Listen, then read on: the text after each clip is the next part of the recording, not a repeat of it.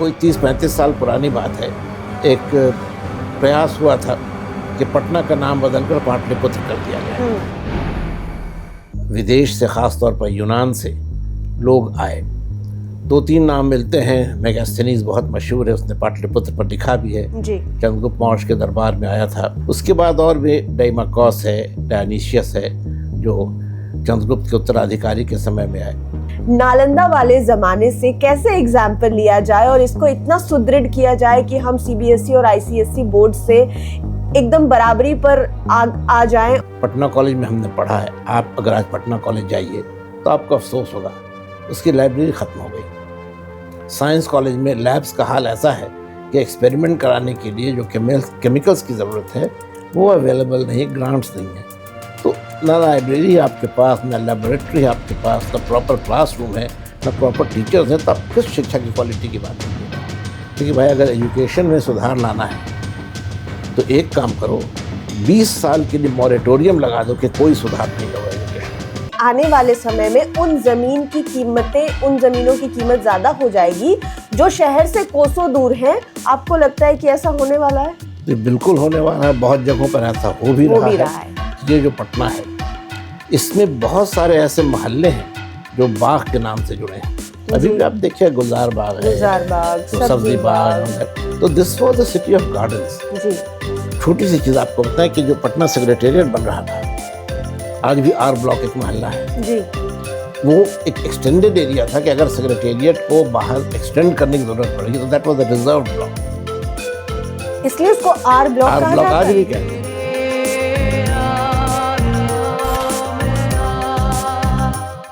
आप सरकारी परीक्षाओं की तैयारी करें ना करें, लेकिन अगर आपकी इच्छा है कि आप बिहार को, अपने प्रदेश को, या फिर आप दूसरे प्रदेश में भी रहने वाले हैं तो आप बिहार को जानना चाहते हैं, तो आपको एक किताब पढ़नी होगी। वो है बिहार एक परिचय। और आज लाइव सिटीज़ पर उसके लेखक इम्तियाज़ अहमद सर हमारे साथ जुड़ रहे हैं। नमस्कार, मेरा नाम गरिमा भारती है और आज लाइव सिटीज़ में हमारे साथ जाने माने हिस्टोरियन और बिहार एक परिचय के राइटर इम्तियाज़ अहमद सर है। सर, बहुत बहुत स्वागत आपका और बहुत बहुत शुक्रिया आपका हमारे साथ जुड़ने के लिए। मोस्ट वेलकम सर, क्योंकि आपका जो जॉनरा है वो हिस्ट्री है और इतिहास में आपकी पकड़ जितनी है बिहार में शायद मेरे नज़रिए में फ़िलहाल और किसी के पास नहीं है। मैं मानती हूँ मेरे ज़माने के हिसाब से। अभी फ़िलहाल बिहार में बात हो रही है टाउनशिप्स को बनाने के लिए, बिहार को और बेहतर बनाने के लिए। आपने देखा कि नालंदा को भी फिर से ठीक किया गया और उसमें भी चीज़ें चल रही हैं। तो मैं बाद में जाऊंगी कि हमें क्या करना चाहिए। पहले तो मैं ये जानना चाहती हूँ कि हमारे पास था क्या, क्योंकि मौर्यन एम्पायर और बिहार से जुड़े हुए जो भी साम्राज्य रहे हैं वो एक बड़ी महत्ता रखते हैं पूरे वर्ल्ड हिस्ट्री में। हमारे पास क्या था जो हम सबसे बेस्ट थे? क्या हमारे पास उस टाइम पे भी प्लान टाउनशिप्स हुआ करते थे? देखिए, प्राचीन भारत की बात जब हम करते हैं तो बिहार आज जो है वही उत्तर भारत में सत्ता का केंद्र था जी। तो उस वजह से यहाँ पर जो भी संसाधन थे राज के, चाहे वो कर के रूप में हो या व्यापार के माध्यम से आने वाली आमदनी के रूप में, वो इसी क्षेत्र में केंद्रित थे। और राजधानी थी पाटलिपुत्र, तो सारा जो इन्फ्लो था रिसोर्सेज का वो पाटलिपुत्र की तरफ था। और जाहिर है कि उससे पाटलिपुत्र के विकास में, उसकी समृद्धि में काफ़ी योगदान उसका रहा। अब जहाँ तक आज का सवाल है तो ये ठीक है कि पटना अभी भी एडमिनिस्ट्रेटिव कैपिटल है, लेकिन ये कि जो पूरी स्पेंडिंग है या पूरा एक्सपेंडिचर है गवर्नमेंट का, वो उस तरह का नहीं जो इम्पीरियल ज़माने में था। अब बहुत तरह की दूसरी एक्टिविटीज़ हैं, जो आपके रिसोर्सेज हैं वो डिस्पर्स्ड हैं। तो वो रिसोर्सेज जो कभी पहले थे पाटलिपुत्र के युग में, अब वो नहीं। पहले हम लोग को ये ध्यान में रखना होगा कि वो क्या था और अब क्या नहीं है। दूसरी बात ये कि अभी बीच में स्मार्ट सिटीज़ की चर्चा बहुत हुई है जी। तो एक मॉडल हमारे सामने है। नई टाउनशिप्स को कहाँ तक हम लोग उसके अनुरूप बना सकेंगे, ये बड़ा सवाल है। अभी हमने सुना है कि पटना में ही जो उसका वेस्टर्न आउटस्कर्ट्स है उसमें एक नई टाउनशिप बन रही है और वो पाटलिपुत्र के नाम से जानी जाएगी। हमको लगता है कि ये बहुत बेहतर डिसीजन है, क्योंकि कोई 30-35 साल पुरानी बात है, एक प्रयास हुआ था कि पटना का नाम बदलकर पाटलिपुत्र कर दिया जाए। उस पर बहुत डिबेट चली हिस्टोरियंस में, और अल्टीमेटली यही सोचा गया कि नहीं, पाटलिपुत्र का नाम पटना को देने के बजाय पटना जो नाम है वो रहने दिया जाए। तो डिबेट उस समय ख़त्म हो गई थी। अब ये अच्छा है कि आप पुराना पटना जैसे है वो रहे और आप उसके एडजेंट के रूप में, सैटेलाइट टाउन के रूप में पाटलिपुत्र को बसाइए। लेकिन आप कैसे बसाइएगा इसको भी देखना होगा। पाटलिपुत्र प्राचीन काल का बहुत बड़ा कॉस्मोपॉलिटन सेंटर था जी। यहाँ विदेश से, ख़ास तौर पर यूनान से लोग आए। 2-3 नाम मिलते हैं। मेगास्थनीज बहुत मशहूर है, उसने पाटलिपुत्र पर लिखा भी है जी। चंद्रगुप्त मौर्य के दरबार में आया था सेल्यूकस के प्रतिनिधि के रूप में। उसके बाद और भी डाइमाकॉस है, डायनीशियस है, जो चंद्रगुप्त के उत्तराधिकारी के समय में आए। तो ये तो महत्वपूर्ण लोग थे, इनका नाम मिलता है। लेकिन ये भी है कि सिकंदर का जो अभियान हुआ था तो भारत से व्यापारिक रास्ते आगे की ओर खुल गए थे, फर्दर टू द वेस्ट। तो ये मानना शायद गलत नहीं हो कि विदेश व्यापार का भी एक बड़ा केंद्र पाटलिपुत्र रहा होगा, और वो व्यापार भी, उससे आने वाली आमदनी भी इस नगर की समृद्धि का कारण रही होगी।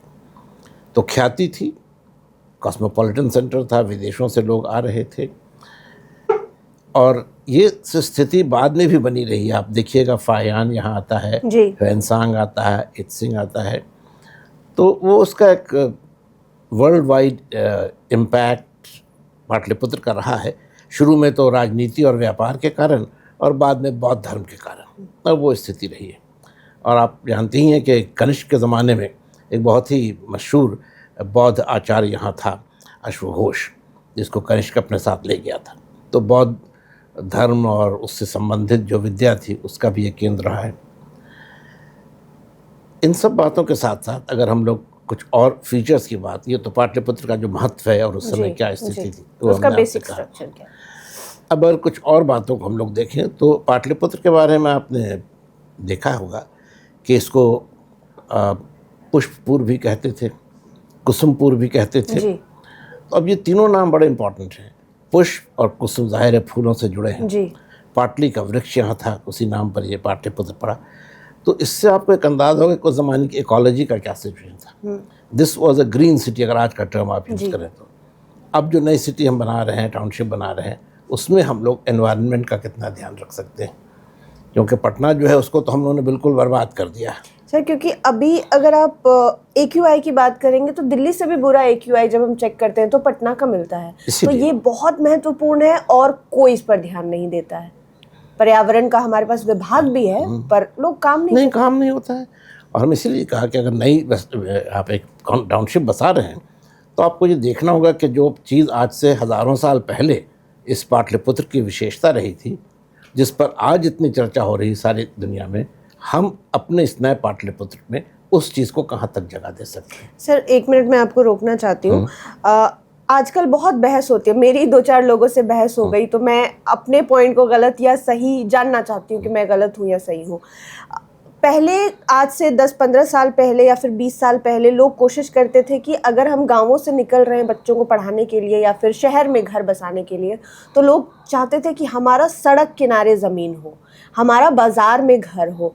लेकिन मैं कहती हूँ, मैंने कई लोगों को ये कहा कि आने वाले समय में उन ज़मीनों की कीमत ज़्यादा हो जाएगी जो शहर से कोसों दूर हैं और जंगल के बीच में है, जहाँ नदी वगैरह बह रही है और जहाँ थोड़ी साफ हवा आ रही है। आपको लगता है कि ऐसा होने वाला है? जी बिल्कुल होने वाला है। बहुत जगहों पर ऐसा हो भी रहा है। अच्छा, फिर आपसे ये हम कह रहे थे इसी कंटेक्स्ट में जी कि अगर आप मेडिवल पटना की बात करें, आपको पता ही है कि पाटलिपुत्र का जो गौरव था वो 7वीं शताब्दी तक ख़त्म हो गया। ह्वेनसांग जो चर्चा करता है, लिखता है कि यहाँ पर पुरानी इमारतों के खंडर हैं, शहर अब नहीं है, कुछ बस्तियाँ छोटी छोटी हैं। उसका रिवाइवल होता है 1540 में शेरशाह के द्वारा, और तभी से पाटलिपुत्र की जगह पटना का नाम प्रचलित रहा, आज तक है।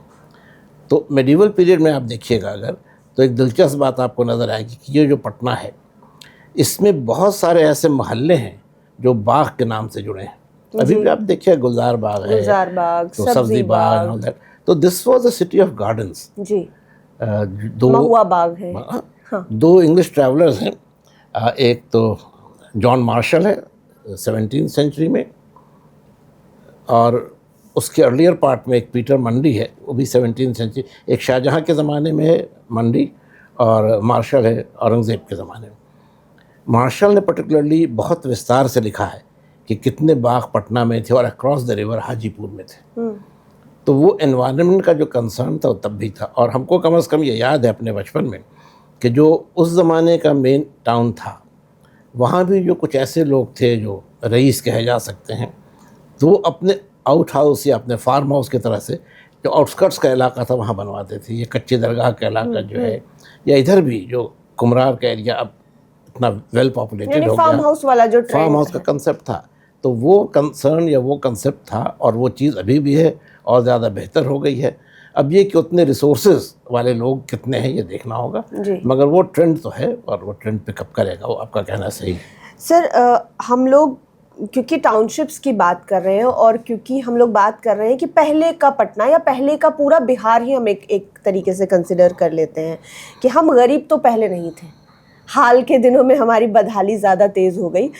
अभी क्योंकि जब आप खबरें देखते होंगे तो आपको दिखता होगा कि नाला उड़ाही नहीं हुई है, तो सड़क में मतलब शहर में पूरी तरह से पानी जाम हो गया, वाटर लॉगिंग हो गई। और ये सिर्फ पटना की स्थिति नहीं है, गया नगर निगम की स्थिति है, उधर सीमांचल की। आप नेशनल कैपिटल को देखिए, दिल्ली का ये हाल है, मुंबई का ये हाल है। क्योंकि इस हर हम लोग बिहार की बात कर रहे हैं, तो बिहार के सॉरी इंटरप्ट करें, Bihar can not be treated as an island. जी, पूरे हिंदुस्तान की जो स्थिति है तो बिहार में भी उसी तरह का आपको मिलेगा। हो सकता है कुछ बेहतर मिले, कुछ बदतर मिले, लेकिन वो चीज़ तो हो गया। लेकिन बरसात के दिनों में अक्सर पटना और बिहार के अधिकांश जो बड़े ज़िले हैं, कुछ को तो स्मार्ट सिटी भी घोषित कर दिया गया, उसके बाद भी वाटर लॉगिंग और अथाह गंदगी दिखती है। तो सर, क्या पहले हमारे पास ऐसे स्ट्रक्चर्स थे, ऐसे प्लान्स थे, ड्रेनेज सिस्टम्स थे, जिससे सब चीज़ ठीक ठाक रहता था और सब चीज़ सुचारू रूप से चलता था? बिल्कुल है, इसका एविडेंस है।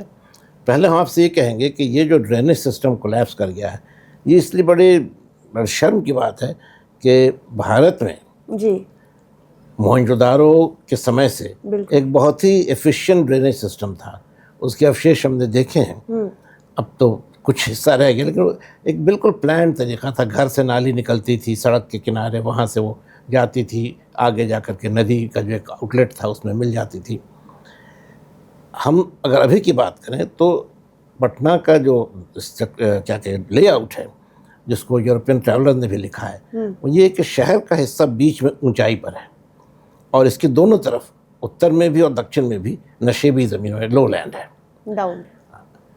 तो उससे ये है कि बारिश का जितना पानी होता था वो बह जाता था एक तरफ गंगा में, और दूसरी तरफ पुनपुन था, पुनपुन नदी थी, और उससे जुड़ा हुआ एक बड़ा मार्श लैंड की तरह से था, जल्ला जिसको लोग कहते हैं।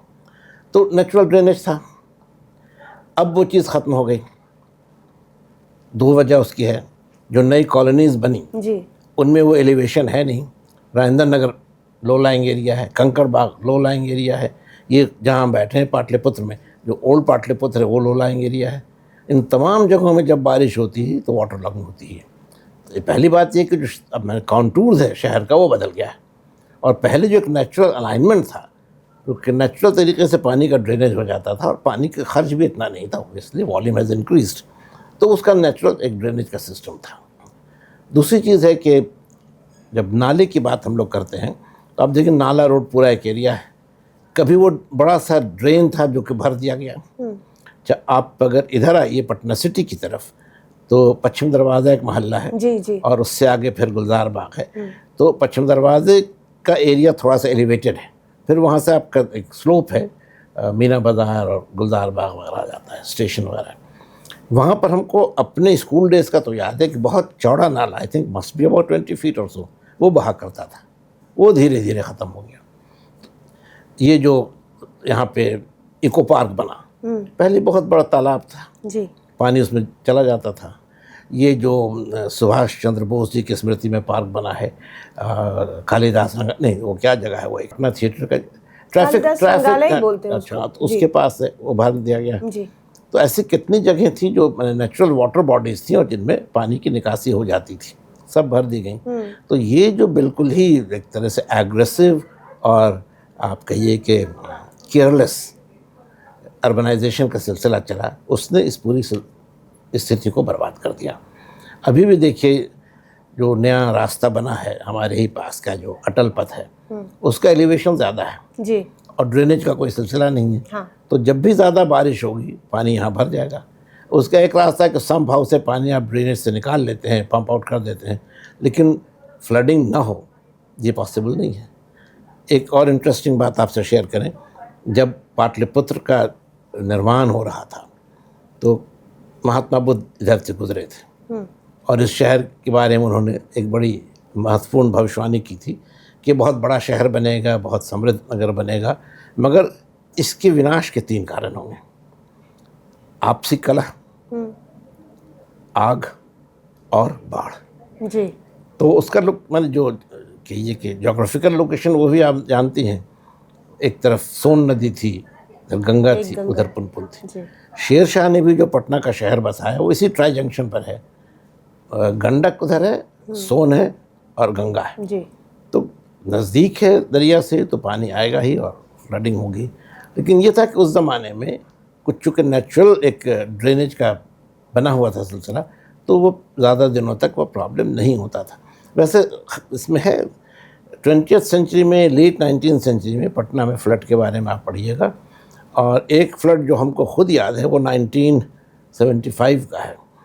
ये पूरा वेस्टर्न पटना और सेंट्रल पटना में जो डाउनटाउन एरिया था, जो पटना मार्केट वगैरह का इलाका है, right up to Khudabakhsh library, जी। पानी आ गया था। और गांधी मैदान में तो कश्ती चलती थी, और पटना कॉलेज में हम लोग स्टूडेंट थे तो बड़ा हम लोग को फैसिलिटी। किस ईयर की बात? 1975 में, मतलब गांधी मैदान में कश्ती। हाँ, कश्ती चलती थी। हमने बहुत सारी तस्वीरें ली तब तो सब इधर उधर हो गए, मगर वो कश्ती चलने की तस्वीर, ये बिस्कॉन टावर जो है इसका 2 फ्लोर डूबा हुआ था और वहाँ तक पानी। हाँ, हम लोग वहाँ तक नेक डीप पानी था। पूरा विमेंस कॉलेज स्टैंडर्ड था, सारी लड़कियाँ जो हॉस्टल की थी वो छत पर बैठी रहती, 2 फ्लोर में पानी आ गया था। कृष्णापुरी में, राजेंद्र नगर में फर्स्ट फ्लोर तो सब मकान के डूब गए थे, सेकंड फ्लोर में भी कहीं वेस्ट हाई कहीं नी हाई पानी था, लोग छत्ते पर पनाह ले रहे थे। हम उसके बारे में आपसे कह रहे थे कि 1975 का वो जो फ्लड आया उसमें रिलीफ की जो बात आपसे हम कह रहे थे, पटना कॉलेज का जो फील्ड है अब तो बहुत उसको छोटा कर दिया गया एक्सपेंशन के, लेकिन वो हेलीपैड था। अच्छा। और वहीं से रिलीफ का जो मटेरियल था वो लेकर के चॉपर से पूरे शहर में जहाँ ज़रूरत लोग ड्रॉप करते थे। तो वो तो मेरी अपनी मेमोरी की बात है। तो फ्लड्स पटना के लिए नए नहीं हैं। अब एक नया रूप हो गया है, क्योंकि एम्बैंकमेंट वगैरह बन गया है तो नदी का पानी तो उतना नहीं आता, मगर ये कि ड्रेनेज का जो क्राइसिस है उसकी वजह से वाटर लॉगिंग होती रहती है। अब नई टाउनशिप जो बन रही है, हम बहुत अवेयर नहीं कहाँ पे है, लेकिन ये हमको यकीन है कि वो लोअर लेवल की ज़मीन होगी। अब जहाँ तक बन रहा हो तो खेत वगैरह सब था, तो लो लाइंग हो गई, तो वहाँ भी अगर प्रॉपर केयर नहीं लिया जाएगा तो ये ड्रेनेज का प्रॉब्लम होगा। तो सर, जब भी कुछ नया बनता है तो सरकारें जो इकोनॉमिस्ट होती हैं उनसे सलाह मशवरा करती हैं, जो नए ज़माने के आर्किटेक्ट्स हैं उनसे सलाह मशवरा करती हैं। आपको लगता है कि इतिहास से भी सीख लेनी चाहिए, क्योंकि हम समृद्ध थे? बहुत ज़रूरी है, क्योंकि ज़िंदगी का हर पहलू जो है वहाँ इतिहास से सबक लेने की ज़रूरत है। अब हमने आपसे कहा ना, 2 चीज़ें तो हमने आपसे कही, ड्रेनेज की जहाँ तक बात है, एनवायरनमेंट की जहाँ तक बात है, ये तो है ही। टाउन प्लानिंग को भी अगर आप देखिएगा तो मेगास्थनीज ने पाटलिपुत्र के लेआउट के बारे में लिखा है, और वो एक ऐसे बोर्ड की बात करता है जो आप आज के हिसाब से म्यूनिसिपल कॉरपोरेशन कह सकती हैं, कि 30 मेंबर्स का बोर्ड था। अच्छा। जिसमें 5 सब कमेटीज़ थीं और हर एक में 6 सदस्य थे, और वो पूरे टाउन एडमिनिस्ट्रेशन के मामलों को, बाहर से आने वालों का रजिस्ट्रेशन है, ट्रेड है, टैक्सेस है, ये सब चीज़ें देखते थे, मैन्युफैक्चर्स है। तो एंटायर जो टाउन था, it was very effectively govern and all the resources were properly utilised. Later accounts में ये भी मिलता है कि शहर का एक अपना प्लान था। जैसे शहर के लगभग बीच में रॉयल पैलेस था, उससे ईस्टवर्ड पुजारियों के या जो ब्राह्मण्स कह सकते हैं उनके मकान थे। अच्छा। उससे नॉर्थ में अगर हमको सही याद है तो जो नोबल्स थे उनके मकान थे, और साउथ में जो आर्टिजन्स थे, कॉमन पीपल थे, उनके मकान थे। तो ये एक बंधा हुआ पैटर्न था जो पूरे शहर में जो स्ट्रक्चर्स थे, जो मकान बन रहे थे, जो एरिया बस रहे थे, उन पर फॉलो किया गया। मेडिवल पटना में भी आप देखिएगा, शेर शाह ने इसको बसाया था, लेकिन इसको एक नया रूप दिया था अजीम ने, प्रिंस अजीम ने, अजीमाबाद उसने नाम भी दिया। जी। और उसने किया था कि डिफरेंट एथनिक ग्रुप्स के लिए अलग अलग मोहल्ले बना दिए थे। आज भी आप पटना सिटी में जाइएगा तो आपको लोहानीपुर, हाँ। लोधी कटरा, पठान टोली क्लासिफाई कर दिया था एक हिसाब से। तो प्लानिंग थी, फॉर गुड और फॉर बैड ये हम नहीं कह रहे हैं, वो एथनिक गेटोज बनाना भी सही नहीं था, लेकिन ये कि प्लानिंग थी। अब वैसा कुछ नहीं रहा है, सो मच सो कि इस बात को लोग फ्रैंकली एडमिट कर रहे हैं कि अनरेस्ट्रेन जो ग्रोथ हुआ है उसने पूरे शहर को बर्बाद कर दिया है। तो ये तो है सर, क्योंकि बिहार बदल रहा है और बिहार में शिक्षा का जो स्ट्रक्चर है वो भी बदलना चाहिए। नालंदा की बात हम हमेशा करते हैं और बहुत गर्व करते हैं उस पर कि हमारे पास एक ऐसा विश्वविद्यालय था, लेकिन किसी ने वापस कोशिश नहीं की उतने गौरवशाली विश्वविद्यालय को फिर से स्थापित करने की।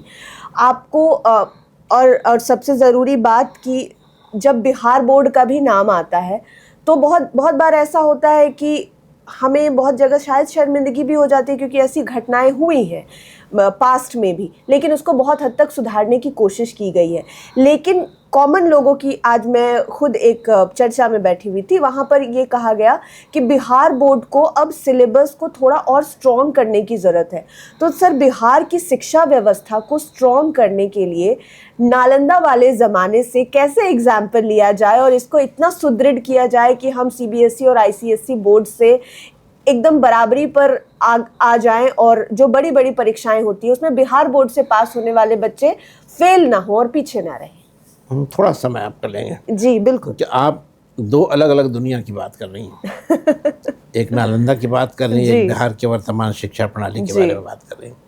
कि एक चीज़ को ध्यान में रखिएगा कि नालंदा एक बहुत बड़ा केंद्र था, विश्व विख्यात केंद्र था, लेकिन वहाँ टीचिंग का एक स्पेशलाइज्ड फॉर्म था। बुद्धिस्ट या बुद्धिज़्म से रिलेटेड जो भी सब्जेक्ट्स थे, चाहे वो लिटरेचर से जुड़ा हो, चाहे वो फिलॉसफी से, वॉट एवर इट वाज, उसका, और वो इतना विख्यात केंद्र था कि वहाँ चीन से, अभी ह्यूएनसांग और फाहियान और इत्सिंग की बात कर रहे थे, एक लेटर पीरियड में 13वीं सेंचुरी में जब नालंदा का डिक्लाइन हो रहा था तो तिब्बत से भी एक भिक्षु यहाँ आता है, उसका नाम है धर्मस्वामिन। वो भी यहाँ शिक्षा लेने के लिए आया है। नालंदा के दो आचार्य थे, एक तो अतिश दीपांकर और एक शायद शांत रक्षित। इनको नेपाल में और तिब्बत में बौद्ध धर्म की शिक्षा देने के लिए आमंत्रित किया गया था। वो एक लेवल था। आज का जो लेवल है, हम थोड़ा क्रिटिकल शायद हो रहे हैं, लेकिन ये फैक्ट है, हमें इसको एक्सेप्ट करना होगा कि एग्ज़ाम्स की कोई सेंटिटी नहीं रही है। आप देख ही नहीं कि क्वेश्चन पेपर जो लीक होता है वो कितना बड़ा स्कैंडल है। बिल्कुल, वो एक लेवल है। दूसरा, आप देखिएगा कि जब आप शिक्षा की बात कीजिएगा तो दो चीज़ें बहुत इम्पॉर्टेंट है, इंफ्रास्ट्रक्चर और उसमें ह्यूमन रिसोर्स। तो अब जिस तरह के टीचर्स आ रहे हैं और जिस सिस्टम से वो टीचर्स आ रहे हैं, उनसे आप क्या उम्मीद कर सकते हैं एक बेहतर शिक्षा प्रणाली की? एक ये है।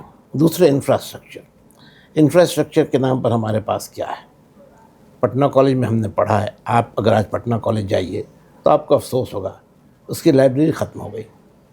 साइंस कॉलेज में लैब्स का हाल ऐसा है कि एक्सपेरिमेंट कराने के लिए जो केमिकल्स की ज़रूरत है वो अवेलेबल नहीं, ग्रांट्स नहीं है। तो ना लाइब्रेरी है आपके पास, ना लेबोरेटरी है आपके पास, ना प्रॉपर क्लासरूम है, ना प्रॉपर टीचर्स हैं, तो आप किस शिक्षा की क्वालिटी की बात कीजिएगा?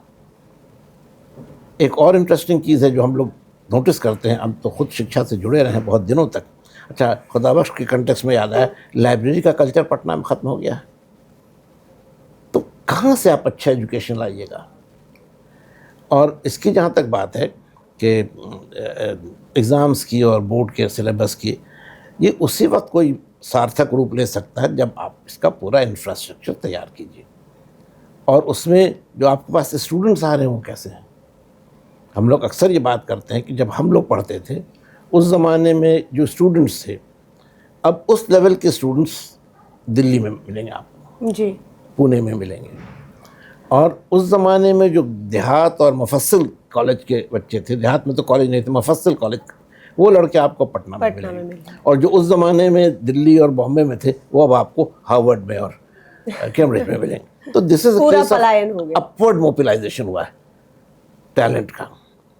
तो आपके पास जो स्टूडेंट रह जाते हैं वो स्टफ़ है, आई एम सॉरी टू से दिस वर्ड, ये वो स्टफ़ है जिसको कहीं कुछ नहीं जाने की गुंजाइश है। या तो माता पिता के पास इतने आर्थिक संसाधन नहीं हैं, या कुछ और कारण है, मगर ये वो बच्चे हैं जो कहीं नहीं जा सकते हैं। They are stranded, literally they are stranded, बस कोई ऑप्शन नहीं है। और गलती उनकी भी नहीं है। उनकी गलती नहीं, सिस्टम की गलती है। जी। तो उनमें वो जो एक इच्छा होनी चाहिए थी अच्छा करने की, वो है ही नहीं। एक आम सी बात बन गई है, हम लोग जब कॉलेज में पढ़ाते थे तो अक्सर था कि सर 10 क्वेश्चन गेस कर दीजिए। अभी तो पूरा सिलेबस पढ़ो, कोई नहीं पढ़ेगा, 10 क्वेश्चन गेस कर दीजिए। ये आपसे मतलब स्टूडेंट्स डिमांड करता है हमसे, कि हमारे सीनियर टीचर्स थे उनसे भी, यानी सारे प्रोफेसर्स हैं। और अगर वो क्वेश्चन टैली नहीं किया हाँ। तो फिर एग्जामिनेशन में वॉकआउट होता था, परीक्षा नहीं देंगे। नहीं क्वेश्चन नहीं लड़ा। ये of course that has slightly change, considerably change, क्योंकि उसकी वजह है कि अब वो लेवल ही नहीं है, लड़के पढ़ते भी नहीं। अब बहुत सारे ऐसे कॉलेजेस हैं, हम जानते हैं कि जहाँ एग्जामिनेशन से हफ्ता या महीना भर पहले एनरोलमेंट होता है, फॉर्म भर देते हैं बच्चे, एग्ज़ाम देते हैं। स्कूल में वो स्थिति आ गई, आजकल एक टर्म निकला है फ्लाइंग स्टूडेंट्स। तो सवाल ही कि आप क्लासरूम में पढ़िएगा नहीं, आप एडमिशन लीजिएगा किसी कोर्स में, तैयारी कीजिएगा किसी कोर्स की। तो ये जो एक completely confuse hot pot situation है, इसमें शिक्षा की बेहतरी की कोई बात हमको मीनिंगलेस लगती, नहीं हो सकता है। सर, मैं अंतिम सवाल आपसे कर रही हूँ, और अंतिम आप इसको सलाह ही समझिए, मैं सलाह मांग रही हूँ आपसे, क्योंकि आपने एक पूरी किताब लिखी और कई किताबें लिखी हैं, तो आपने बिहार के हर दौर को बहुत अच्छी तरह से स्टडी किया है, कई चीज़ों को लेकर रिसर्च भी किया है।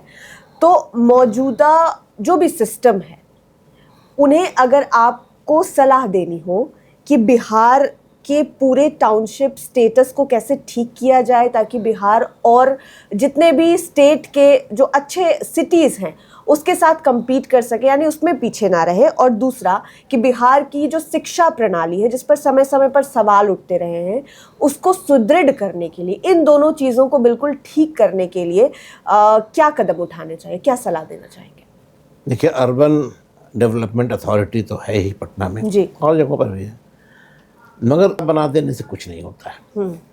व्यवहार में वो किस हद तक काम कर रही है, हम लोग सभी जानते हैं कि मकान बनते हैं, नक्शे पास कर दिए जाते हैं, लेकिन उसके साथ जो ज़रूरी शर्तें हैं, कंडीशंस हैं, वो फुलफ़िल नहीं होते हैं। इसके कारणों में नहीं जाएंगे, उसकी चर्चा भी मुनासिब नहीं है, मगर ये होता है। तो वो जो लेवल है, अगर वहाँ पर हम कुछ बेहतरी नहीं ला सकते हैं तो फिर हम अच्छे शहरों के बारे में बात ही नहीं कर सकते हैं। खुद हमको याद आता है, कुछ साल पहले की बात है, माननीय मुख्यमंत्री उस समय नीतीश कुमार थे, यही वाटर लॉगिंग का प्रॉब्लम था।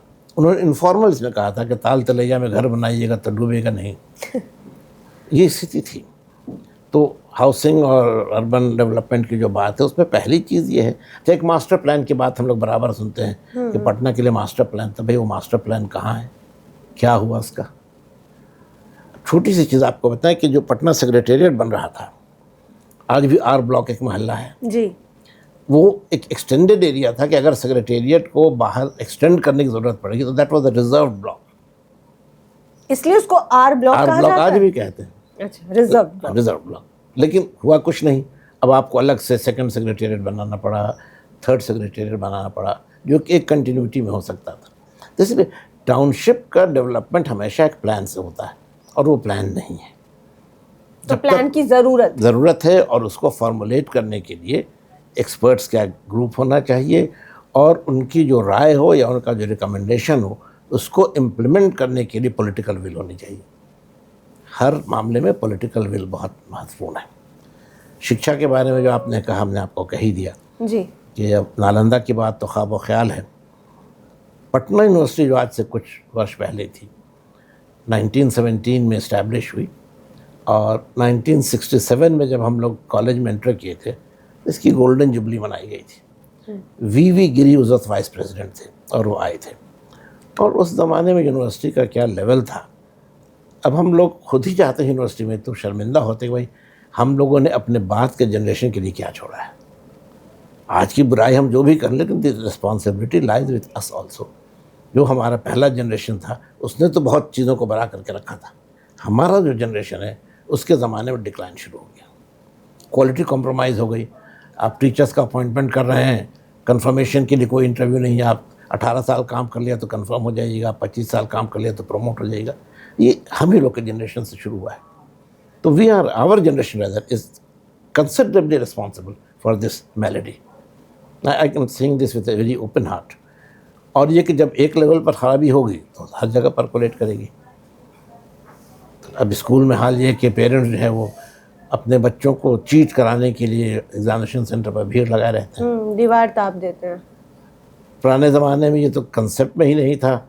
अगर कोई लड़का चोरी की बात करता भी तो माँ बाप से उसको घर से निकाल देते। ऐसा मैंने देखा है, सुना भी है। अब पूरे वैल्यूज बदल। एक आखिरी बात हम कहेंगे, कंक्लूड विद दिस। हो सकता है कि हम बहुत स्नॉबिश साउंड करें, लेकिन देखिए शिक्षा जो है वो हमेशा एलिट क्लास की चीज़ है।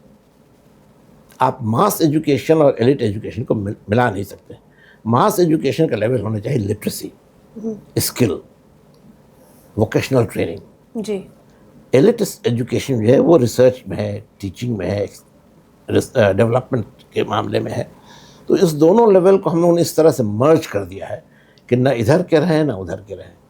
कितने लोग हैं जो आज डॉक्टरेट कर चुके हैं को कोई जॉब नहीं है। आप देखिएगा, आपके नज़र से गुजरा होगा कि एक प्यून के पोस्ट के लिए डॉक्टोरल डिग्री होल्ड करने वाले अप्लाई करते हैं। जी। तो ये क्या है? और उसको रीइंस्टेट करना मुश्किल है। इसलिए मुश्किल है कि हमारी ट्रेजेडी ये है कि जो एक सिस्टम आता है, पहले इसके उसका कुछ रिज़ल्ट निकल पाए, हम लोग दूसरा सिस्टम ले आते हैं। आज ये एजुकेशन पॉलिसी है, कल वो एजुकेशन पॉलिसी। हम लोग के टीचर थे, बड़े एमिनेंट हिस्टोरियन थे, प्रोफेसर राम शरण शर्मा, आप ज़रूर उनके नाम से वाकिफ़ हैं। जी। वो कहते थे कि भाई अगर एजुकेशन में सुधार लाना है तो एक काम करो, 20 साल के लिए मॉरेटोरियम लगा दो कि कोई सुधार नहीं होगा एजुकेशन में, सिस्टम संभल जाएगा।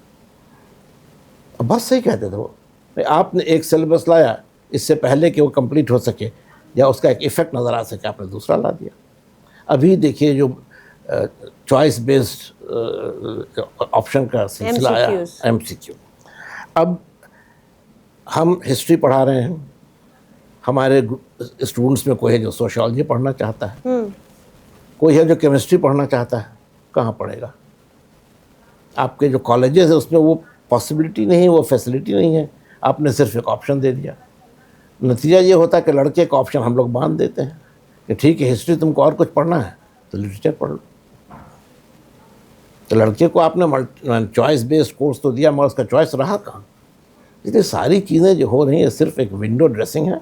आप ऊपर से अपने तौर पर सुधार कर रहे हैं, सिस्टम को आप ना बदल सकते हैं ना बदल पा रहे हैं। सर, जाते जाते उन बच्चों के लिए मैं चाहूँगी कि आप 2 शब्द कहें, क्योंकि भले आपको शक्ल से ना पहचानते हो, भले आपको इन पर्सन ना जानते हो, लेकिन इम्तियाज़ अहमद बिहार के सभी उन छात्रों के लिए गुरु है जिन्होंने बिहारिक परिचय पढ़ा है। उनके लिए क्या कहना चाहेंगे? क्योंकि इस दौर में बिहार का स्टूडेंट बड़ा त्रस्त है, बहुत परेशान है। पहले तो हम इस बात को कहेंगे कि जो इज़्ज़त मिली है वो बच्चों ही की वजह से मिली है। मेरी सारी शुभकामनाएं उनके लिए हैं, उनके उज्जवल भविष्य के लिए हैं। मगर ये कि एक बात समझना होगा कि यही बिहार के लड़के जब बिहार से बाहर जाते हैं तो अच्छा करते हैं। ये वेल नोन फैक्ट है। बिहार का जो किसान है जब बाहर जाता है तो ग्रीन रेवोल्यूशन ला देता है। तो the fault does not lie with them, the fault lies with the system. यहाँ प्रतिभा की कमी नहीं है, हाँ व्यवस्था जो है वो चरमरा रही है। तो जो लोग तैयारी कर रहे हैं अपने करियर के लिए, मेरा उनसे यही कहना होगा कि एक कहावत है कि जो विषम परिस्थितियाँ होती हैं उन्हीं में आपकी जो क्षमता है वो निखरती है। तो कठिनाइयाँ हैं, लेकिन आप उसमें मेहनत कीजिए। आजकल एक आसान सा रास्ता निकल आया है, आंसर बनाना तो ठीक है, गूगल पर देख लो, क्या चैट GPT पर देख लो, या बस। तो आपने शुरू में कहा ना कि the problem is artificial intelligence and real stupidity. तो आप खुद से अगर नहीं पढ़िएगा, खुद से अगर नहीं जानिएगा, तो किसी का बनाया हुआ आंसर जो आप देख रहे हैं उससे आप उसके आगे जा नहीं सकते। You can not go beyond that, and unless you go beyond that you can not improve your ability, your competence. तो मेहनत करनी होगी, किताबें पढ़िए। आजकल तो दुनिया बहुत सिमट गई है, इंफॉर्मेशन के बहुत सारे सोर्सेज हैं। हम आर्टिफिशियल इंटेलिजेंस को बुरा नहीं कह रहे, आप वही समय आ वो गया है। मदद के लिए होना चाहिए, डिपेंडेंसी के लिए उस पर आप डिपेंड नहीं कीजिए, जी। आप उससे अपने इसको सप्लीमेंट कीजिए, कॉरबोरेट कीजिए, लेकिन अपना एक बेसिक ओरिजिनल जो टेक्स्ट है उसको देखिए, उस पर तैयारी कीजिए। यही एक रास्ता है जिसमें, और आखिर लोग एक्सेल करते ही हैं, तो कोई तो कारण है कि वो एक्सेल करते हैं, और उसकी वजह वही है कि उनका अपना जो एफर्ट है वो मैटर करता है। सर बहुत बहुत शुक्रिया हमारे साथ जुड़ने के लिए और इतना कीमती समय हमें देने के लिए, और आपने जो भी बातें बताई हैं, जो भी चीज़ें कही, हम उम्मीद करते हैं कि वो जो जहाँ तक पहुँचनी चाहिए वो वहाँ तक पहुँचे। और मैं इस बात को बार बार दोहरा रही हूँ कि स्टेट के लिए अगर हमें कुछ नया करना है तो हिस्टोरियंस की सलाह भी ज़रूरी है, क्योंकि उन्होंने उस दौर को पढ़ा है जिसके नाम पर हम आज भी सीना ठोक रहे हैं, गर्व कर रहे हैं कि वो हमारा स्वर्णिम दौर हुआ करता था। बहुत बहुत शुक्रिया सर।